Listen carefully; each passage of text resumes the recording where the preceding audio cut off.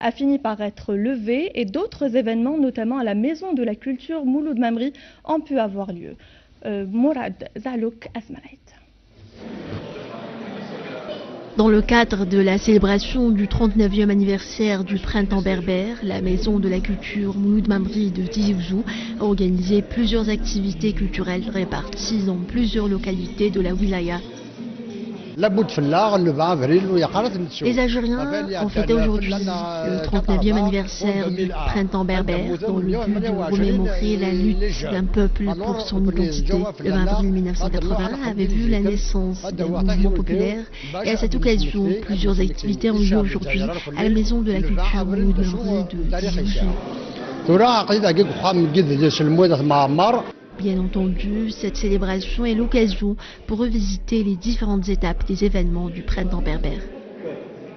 Le 20 avril, on essaie dans la Maison de la Culture l'exposition, comme chaque année, une pensée 128 morts en 2001.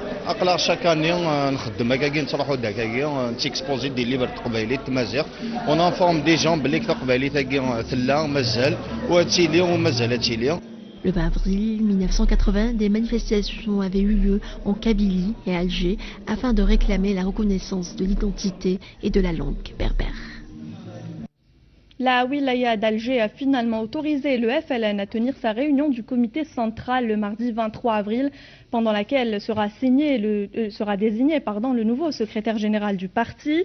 L'autorisation de la tenue de la réunion du conseil du comité central du FLN a été délivrée au profit de Jamal Ould Abbas en sa qualité de secrétaire général du parti, reconnu par le ministère de l'Intérieur. La tenue de cette réunion signe donc la fin de Mouad Boucheleb à la tête de l'instance présidentielle du FLN. La période d'acquittement de la vignette automobile pour l'année 2019 a été fixée du 2 juin au 31 juillet prochain, au lieu du mois de mars, comme ce fut le cas les années écoulées. Seulement un grand nombre d'Algériens ont décidé de lancer une campagne de boycott. Les précisions des Serres et les Bamalbois. Suite à la décision du report du délai d'acquittement de la vignette automobile pour l'année en cours et dont le délai a été fixé du dimanche 2 juin au mercredi 31 juillet 2019 à 16h, sur décision du ministère des Finances, signé le 3 mars dernier et paru dans le journal officiel numéro 19, les citoyens ont décidé de boycotter l'achat des vignettes et les raisons sont toutes trouvées pour eux.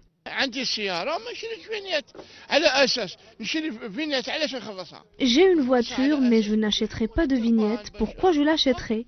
Ça serait pour qu'on nous fasse des travaux pour les routes, alors que ça n'a pas été fait. Chaque personne ayant une voiture vous dira la même chose.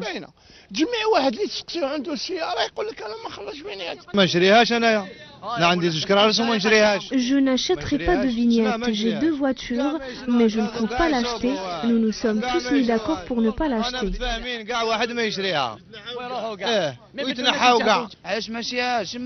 Pourquoi je ne l'achète pas?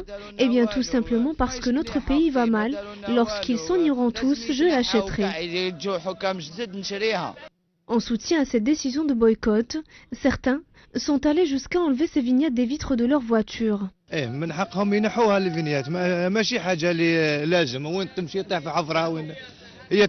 ont le droit de ne pas l'accrocher. Il y a des trous partout, les routes ne sont pas bien faites.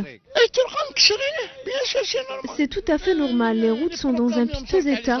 Selon vous, pourquoi il y a autant d'accidents? Je ne vois pas alors pourquoi j'irai acheter la vignette pour qu'en fin de compte, l'argent qui doit servir à faire des travaux soit détourné. Rappelons que selon l'article 50 de la loi 1401 concernant l'organisation de la circulation, la vignette n'est pas un document administratif et par conséquent, ne pas l'afficher sur le pare-brise de la voiture n'est pas considéré comme un délai. Et des nouvelles du ciel, de fréquentes averses de pluie, accompagnées parfois de grêle et de vents forts, continueront d'affecter plusieurs régions du pays, notamment celle de l'Ouest. Monsieur Météo de Choulour News, Cheikh Farhat, nous en dit plus sur la situation météorologique.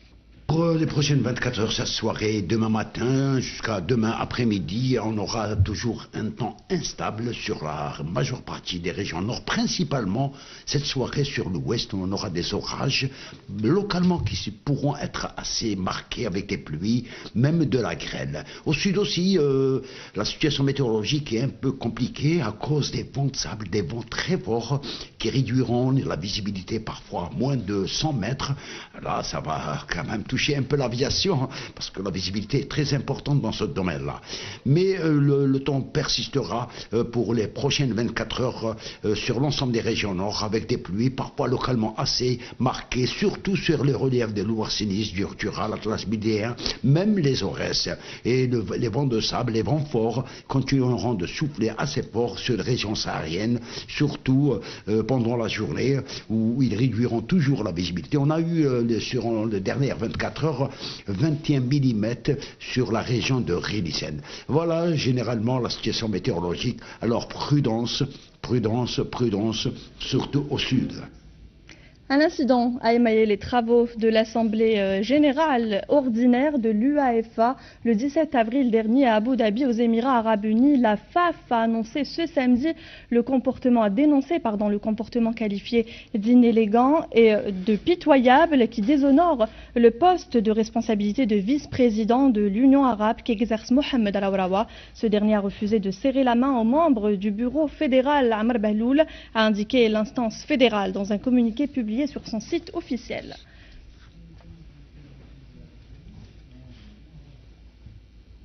L'actualité à l'étranger, Kaboul a de nouveau été la cible d'un attentat suicide. En France, c'est le 23e samedi de mobilisation des Gilets jaunes et l'Égypte vote un référendum pour prolonger le mandat du président Sisi. Le Monde en 90 secondes, c'est avec Hajar Messaoudi.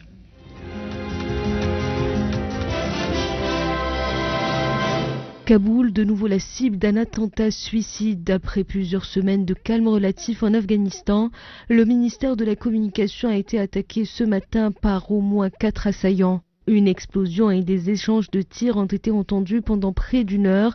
6 personnes seraient blessées selon un premier bilan. Cette attaque intervient alors que la veille, une rencontre entre talibans et représentants du gouvernement afghan a été annulée à la dernière minute. Elle devait se tenir à Doha, au Qatar.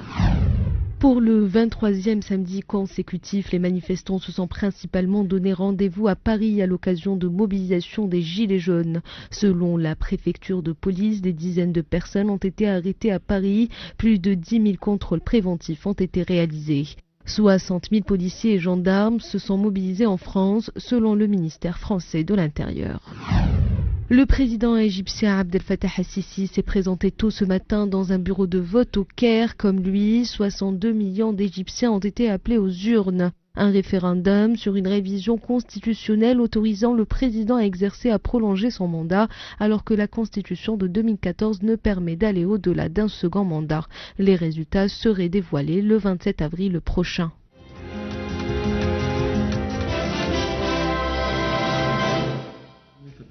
Un grand rassemblement des cadres et militants du RND s'est tenu ce matin devant le siège du parti où les protestataires ont clamé le départ de leur secrétaire général. Il s'agit d'une vraie démonstration de force à la lumière du rejet populaire de l'ancien Premier ministre Ahmed Yahya. Ils étaient nombreux à crier le départ immédiat de Ahmed Yahya devant les portes fermées du RND. Ce rassemblement n'est qu'un message adressé à Yahya. Yahya, toi et ton bureau exécutif devez partir, dépose ta démission et laisse-nous organiser un congrès extraordinaire. En tant que militants au RND, nous souhaitons nettoyer notre parti de ces gens-là. Nous en avons marre de ce Yahya, il n'a pas du tout au niveau du peuple, il n'a absolument rien fait quand il était à la tête du gouvernement.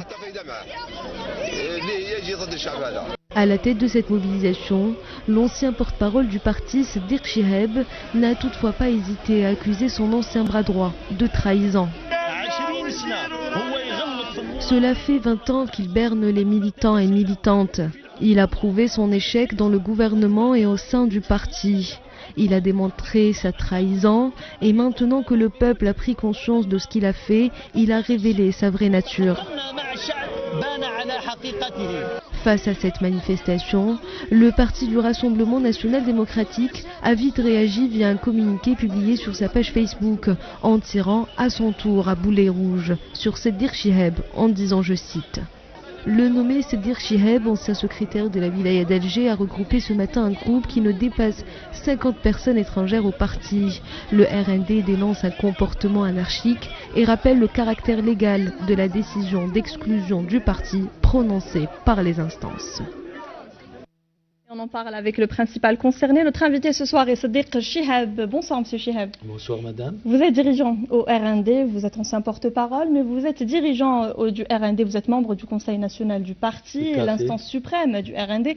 Alors Ouihia a sollicité une société de gardiennage, vous le dites, il avait des agents qui sont venus avec des chiens, il ne vous a pas laissé tenir ce sit-in en quelque sorte.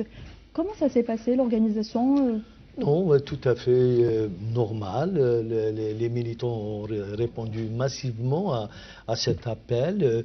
Il y avait plus de 1500 militants qui se sont rassemblés pour demander le départ du secrétaire général de Ouihia, de la tête du parti. Ils ont joint leurs paroles à celles du peuple qui réclame que ce bonhomme-là disparaisse de la scène nationale. Il a fait trop de mal au parti, à ses militants, et par là même, toutes ces décisions sont aujourd'hui décriées aussi bien sur le plan carrément professionnel, ses responsabilités exécutives, que sur le plan politique au niveau du parti. Vous dites qu'il y avait 1500 militants qui étaient présents à ce rassemblement. Le communiqué du RND, donc Ahmed Ouihia, a dit qu'il y avait pas moins de 50, si je comprends bien. Pourquoi ça se passe comme ça? Pourquoi on a vu du monde sur nos images, ce n'était pas 50, 1500, madame, je ne les ai pas comptés. Mais vous avez déjà vu ou entendu Ouihia donner un vrai chiffre? Ça, c'est à vous de nous le dire. Donc, vous savez, c'est quelqu'un qui n'est pas digne d'intérêt, ou du moins ce qu'il dit, pour la simple et unique raison, lorsqu'il donne un chiffre, ou bien c'est pour dramatiser, ou bien pour banaliser. Et il dénonce un comportement anarchique. Bon, voilà. Oui, peut-être anarchique, parce qu'il n'a pas le sens du militantisme. C'est un bureaucrate qui a vécu toute sa vie dans une pièce de 4 mètres sur 4, il est loin des réalités des Algériens. Et par conséquent, il ne sait pas ce que c'est un comportement militant. Je pense qu'il y a eu de l'engagement, il y a eu beaucoup de sens de militantisme, comme on dit en arabe, beaucoup de Hamas. Les gens ont clamé ce qu'ils pensent de ce dirigeant, entre guillemets, un dirigeant bureaucrate.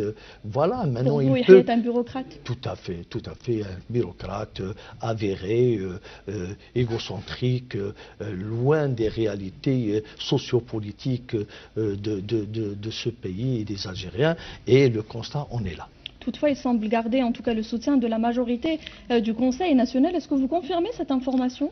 Non, vous savez, madame, à ce niveau-là, lorsqu'on ramène les choses sérieuses à des subterfuges purement organiques et statutaires, il est clair que lorsqu'on établit un règlement intérieur ou un statut à sa mesure pour agir par la suite à sa guise en toute dictature, il est clair que, bien sûr, les statuts sont de son côté, mais le problème est un problème éminemment politique, ce n'est pas un problème statutaire. Lorsque 40 millions, ou du moins ceux qui sortent, en disant 20 millions d'Algériens, te disent qu'on n'a pas besoin de te voir.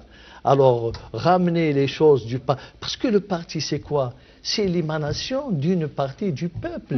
Nous, on fait partie de ce peuple. Et ce peuple, c'est une grande partie ou une petite partie, sont nos électeurs. Et par conséquent, on ne peut pas se soustraire de cet attachement, de ce lien à la fois affectif et fusionnel entre nous et notre peuple. Nous sommes une partie de ce peuple. Voyez-vous, lorsqu'un secrétaire général se confine dans ces petits détails, ça veut dire qu'il est encore loin de la réalité et qui n'a pas compris et qui n'est pas en mesure de comprendre les évolutions qui sont en train de se faire dans notre société, malheureusement. Est-ce qu'en maintenant la pression, vous pensez que vous allez pouvoir le pousser à la sortie, le connaissant?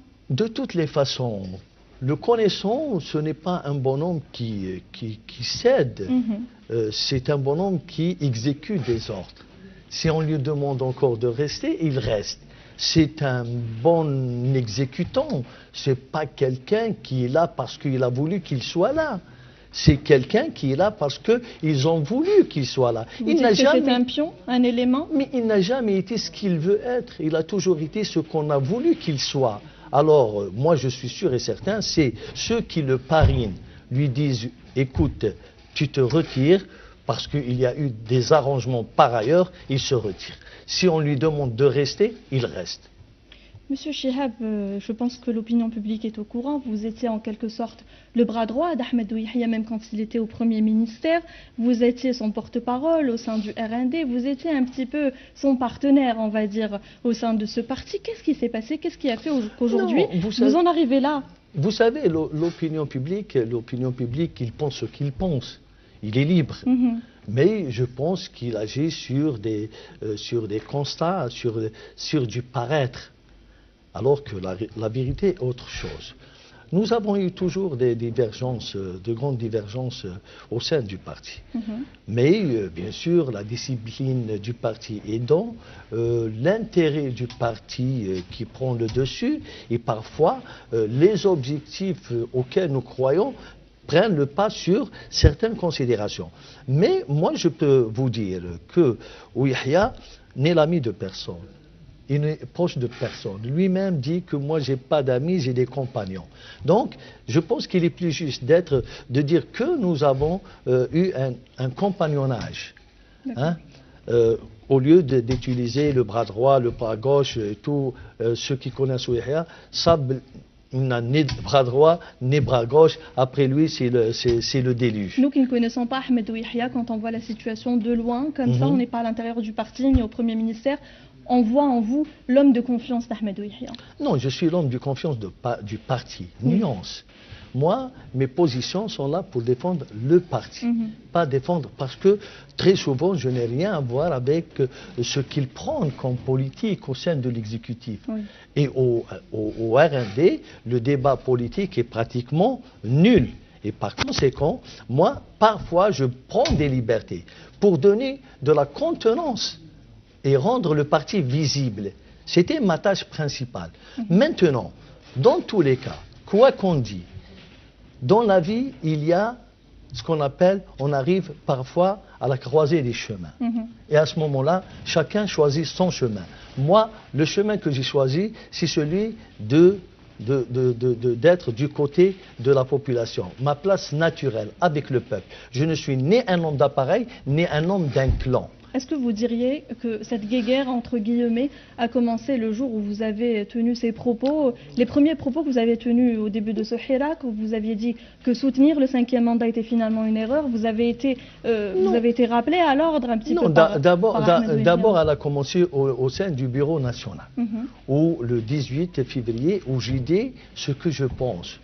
En présence de tout le monde, que nous avons été à côté de la plaque et qu'il est grand temps que le parti s'affranchisse de cette tutelle qui est au fait une tutelle, j'allais dire meurtrière pour le parti, pour sa vision, pour les aspirations de ses militants. Nous avons été confinés dans une situation qui n'était pas la nôtre. Nous avons été divisés, déchirés entre ce que nous pensons, ce que nous croyons bien pour notre peuple et pour notre pays, et entre la discipline partisane. Et cela, nous l'avons vécu très très mal. Je pense qu'aujourd'hui, le choix étant fait, et chacun, madame, si vous permettez, tous ceux qui pensent sur le plan organique, ceux qui sont autour de Yahya, qu'ils sortent défendre ce Yahya, qu'ils viennent sur les plateaux défendre Yahya. Moi, je les tiens au mot. Lui-même, qu'il vienne expliquer sa politique. C'est quelqu'un qui, lorsque les choses deviennent assez sérieuses, il se terre. Et il espère que cela s'oublie et se calme, et à ce moment-là, il sort comme. Je pense qu'aujourd'hui, il est grand temps que le RND, ses militants, s'assument. Et moi, je suis convaincu que la majorité, la quasi-majorité des militants du RND pensent la même chose que moi. D'accord, là on connaît votre position concernant ce hirak, on connaît votre position concernant votre soutien au 5e mandat. Qu'est-ce qu'a répondu Ahmed Yahia ce jour-là? Ce jour-là, Ahmed Yahia m'avait interdit de parler du président. Et j'ai dit que si je ne parle pas du président, d'ailleurs en bien, entre guillemets, ici, en toute responsabilité, je parlerai où? Lorsqu'on dit que nous devons nous affranchir de cette tutelle qui nous a ramené rien du tout sur le plan politique, aucune dividende. Lorsque je dis que nous devons nous positionner pour l'avenir, et notre position doit être avec celle du peuple. Lorsque je dis que le RND doit maintenant, avec ses 22 années, est devenu majeur, il doit avoir une vision, une autonomie politique, alors là, moi, je suis de ceux qui pensent cela, et beaucoup de militants le pensent, et je continuerai à le penser. Je défendrai, le RND a énormément de potentiel. Donc, le jour où il a quitté le Premier ministère, le jour où il a claqué la porte du Premier ministère et qu'il a décidé... Il n'a pas claqué la porte, madame, nuance. Vous avez déjà vu dans l'ère Bouteflika quelqu'un claquer la porte? Donc c'est une information que vous nous donnez. Ahmed Yahia a été limogé. Tout à fait. Ils ont mis tout simplement la forme. D'accord. Et pourquoi? La raison? Pour des raisons multiples. Parce que c'est quelqu'un qui est arrivé à la fin de sa mission, tout simplement. Donc, si je comprends bien, et si je résume vos déclarations depuis le début, Ahmed Yahia est un pion du système, il a été utilisé, une fois qu'on n'en a plus besoin, on le jette. Non, pas avec cette facilité, ça c'est un raccourci. C'est l'exécuteur et le porte-parole de ce clan. Il continue à le faire. Et pourquoi vous n'avez pas claqué la porte le jour où vous avez été rappelé à l'ordre? J'ai claqué la porte. D'accord. J'ai claqué la porte. D'ailleurs, je ne suis plus retourné, bien qu'il avait insisté en m'envoyant des camarades, des membres du bureau. J'ai dit non. Non, c'est la goutte qui a débordé le vase. Donc nous avons attendu assez longtemps pour le faire. Mais vous êtes d'accord avec moi que ne rien faire, c'est laisser faire. Donc aujourd'hui, vous êtes encore au sein du RND. Mais c'est facile de faire ce reproche. C'est facile de faire ce reproche. À ce moment-là, tout le monde laissait faire. Mais lorsque le peuple, le vrai propriétaire de la maison Algérie, a parlé, a mis un holà, je pense que tout homme sensé doit se ranger du côté du peuple. Vous dites que vous étiez le compagnon en quelque sorte d'Ahmed Yahia et j'imagine qu'il a dû vous faire part de ses plans. Que projette Ahmed Yahia pour les élections peut-être du 4 juillet? Vous ne m'avez pas écouté, madame. Si, je vous ai écouté, je vous ai très bien écouté. Je sais qu'il n'a pas d'amis, c'est ce que vous m'avez dit. Il n'a pas d'idée, il n'a pas de projet, il n'a jamais été ce qu'il voulait qu'il soit, il a toujours été ce qu'ils ont voulu qu'il soit. Et par conséquent, je pense que sur cette situation, on lui a demandé de rester en poste. D'accord. Il reste en poste, il résiste, et ils utilisent les subterfuges les plus bas, les plus archaïques. Une dernière question avant de clôturer ce débat. Donc le premier communiqué qu'il a fait le jour où il a été limogé du Premier ministère, il avait dit que le gouvernement devait répondre aux revendications des citoyens, qu'en quelque sorte il était pour cette révolte populaire. C'était un mensonge? Un mensonge? De la poudre aux yeux? Enfin, c'est de la poudre aux yeux comme à son habitude. Parce que le peuple a également demandé son départ. Il n'est pas parti. On ne peut pas être contre la volonté populaire et essayer de l'amadouer. Je vous ai dit que Yahia, lorsqu'il donne un chiffre ou il fait une déclaration, ou bien c'est pour faire peur ou pour banaliser les choses. D'accord. Merci beaucoup, M. Chiab. Une dernière précision. Ali Benflis aujourd'hui a décliné l'offre de Ben Salah pour des consultations politiques. Est-ce que le RND va participer à ces consultations? Je ne sais pas si le RND participe ou ne participe pas. Moi, je ne suis pas partie prenante de cette... Je sais que M. Ben Salah, avec tout le respect que je lui dois, c'est un homme très sage, un homme qui a la culture d'État, mais je pense que ce procédé est un procédé qu'on a déjà vu lors de la révision de la Constitution et que ça n'a pas donné les résultats escomptés. Il est grand temps qu'on doit ouvrir les yeux pour épouser carrément ce que veut ce peuple. Merci beaucoup et c'est sur ces paroles que nous clôturons notre journal. Merci à vous de l'avoir suivi. Merci Monsieur Chihab pour ces précisions et merci à vous de l'avoir suivi. Prochain point complet 20h30. Très belle suite des programmes sur Choulouk News et à demain.